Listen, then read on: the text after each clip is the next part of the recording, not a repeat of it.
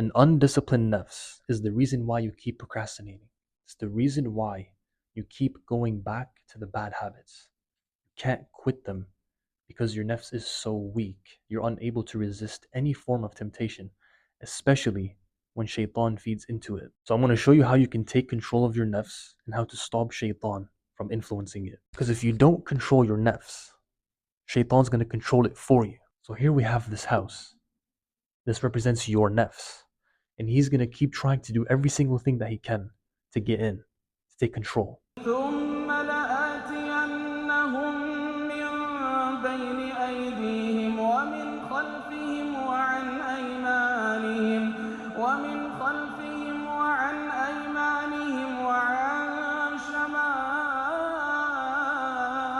شمائلهم ولا تجد أكثرهم شاكرين. The goal is to build as much like strong defense mechanisms as possible around the house.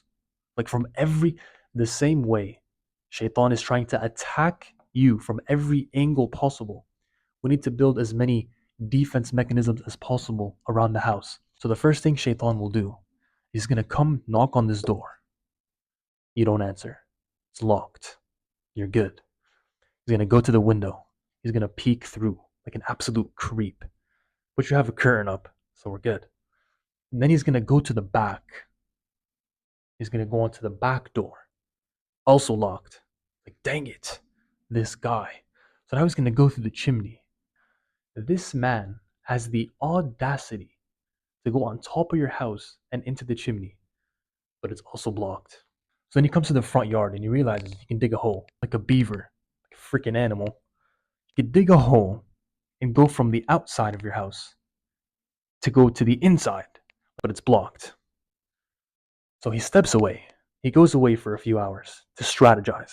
But while he was gone, you decided to build a fence to barricade your house. So now he can't even get on your property.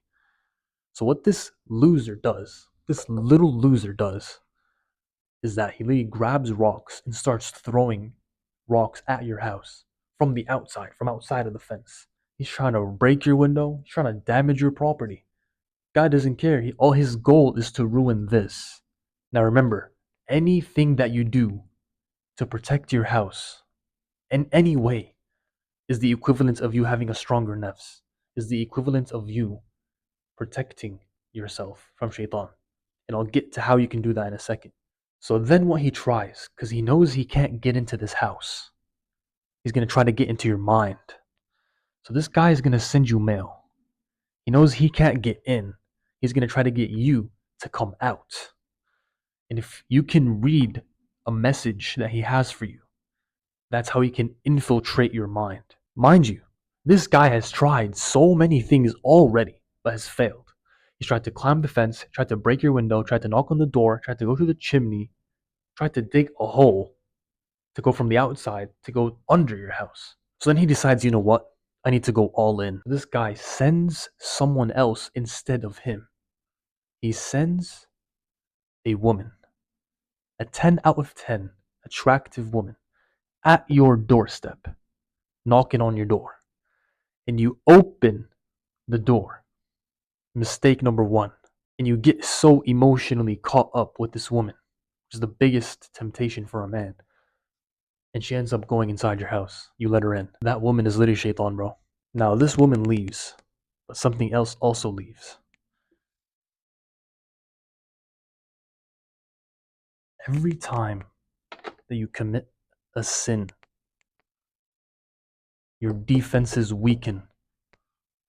And every time you do a bad habit, every time you fall for the trap and give into the temptation of your nafs,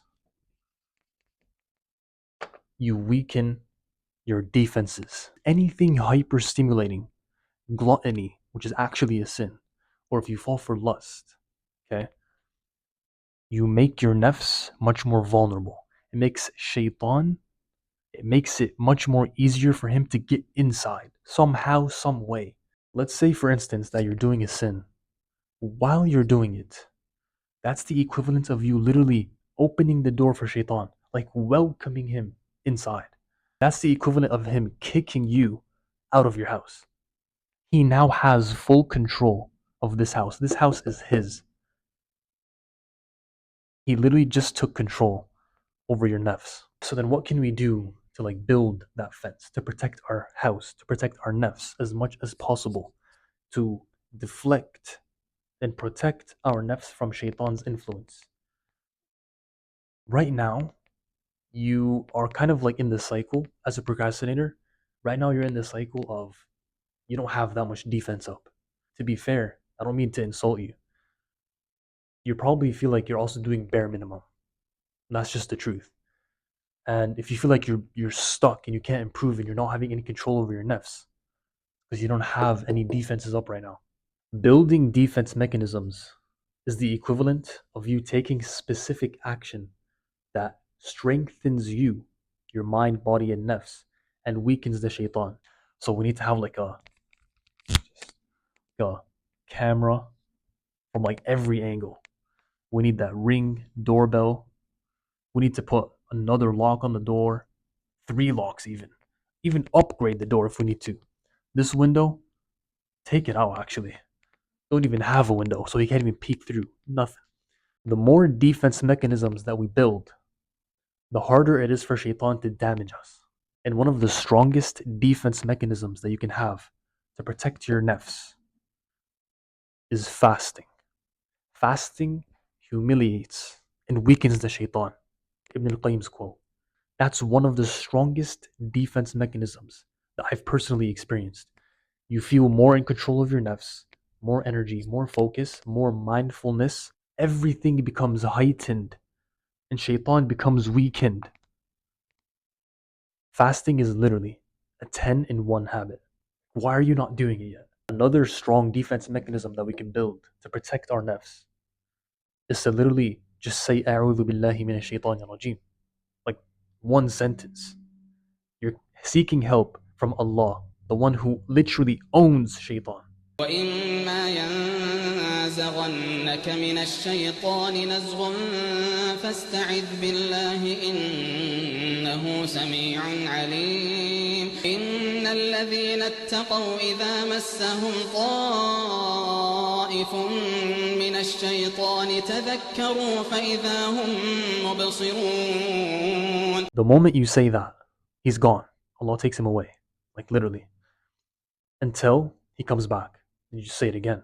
You just have to be mindful. And the final defense mechanism that I want to give you is something I believe is genuinely so insane, so overpowered from my personal experience.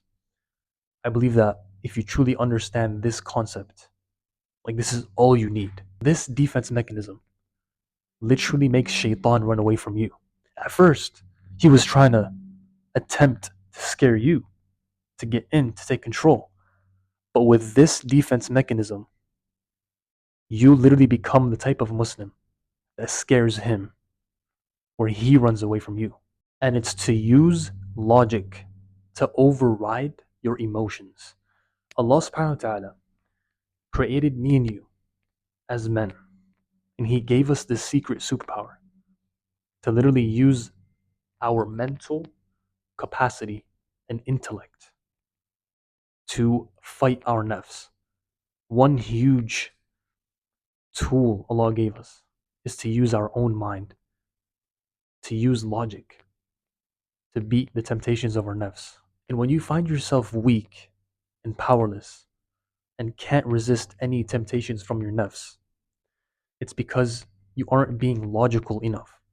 All these bad habits, all these mediocre bad habits and sins, they're all forms of destroying your defense mechanisms. One way which it does that is it literally destroys the logical part of your mind.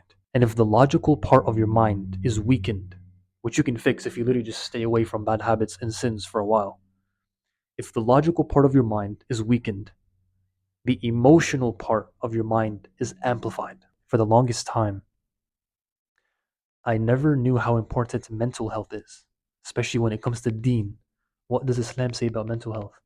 This is probably one of the most important points that I came across, like Islamically speaking. Poor mental health results in having a weak logical mind. Good mental health means having a strong logical mind.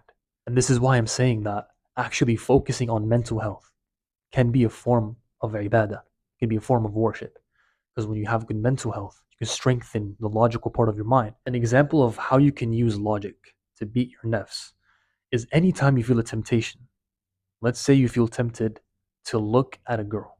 You know you're supposed to lower your gaze, but there's that temptation. It feels strong. Your nafs is, you're fighting, and shaitan is feeding into it like a bomb. You're fighting it, but you feel a lot of internal conflict between you and your nafs and shaitan. It's like two against one almost. Three against one. The woman, shaitan, and your nafs. And you're trying to please Allah subhanahu wa ta'ala. So the way you can use logic in this example is to literally tell yourself, I refuse to follow my emotions and look at this woman. Like I literally turn off my emotions for a second and turn on the logical part of my brain. You just literally have to command yourself like a robot who's emotionless for 1 second. So that way you can purely be logical. Something else that I say is that not lowering your gaze means that you're the type of person who settles for less. I refuse to settle for less. Like you have to literally talk to yourself, load yourself. The more convincing your logical argument is, the more likely you are to control your nafs. You almost have to persuade yourself. And that's something that gets better over time, inshallah. Build as many defense mechanisms as you can. Do not buy into your emotions and justify with logic. Assalamu alaikum.